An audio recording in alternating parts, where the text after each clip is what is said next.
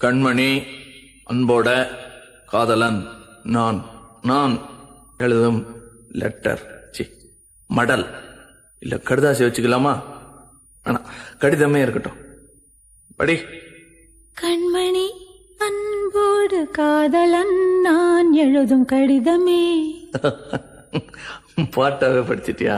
அப்ப நானும் முதல்ல கண்மணி சொன்னல, இங்க பொன்மணி போட்டுக்க. பொன்மணி, உன் வீட்டுல சௌக்கியமா? நான் இங்க சௌக்கியம். பொன்மணி, உன் வீட்டில் சௌக்கியமா? நான் இங்கு சௌக்கியமே.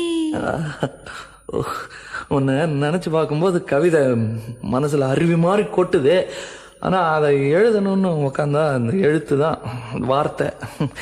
உன்னை எண்ணி பார்க்கையில் கவிதை கொட்டுது, அதான் அதை எழுத நினைக்கையில் வார்த்தை முட்டுது. அதேதான் பிரமாதம். கவிதை கவிதை படி.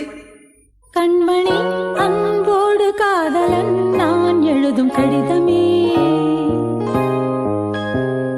பொன்மணி, உன் வீட்டில் சௌக்கியமா? நான் இங்கு சௌக்கியமே. உன்னை எண்ணி பார்க்கையில் கவிதை கொட்டுது, அதை எழுத நினைக்கையில் வார்த்தை முட்டுது. ஓ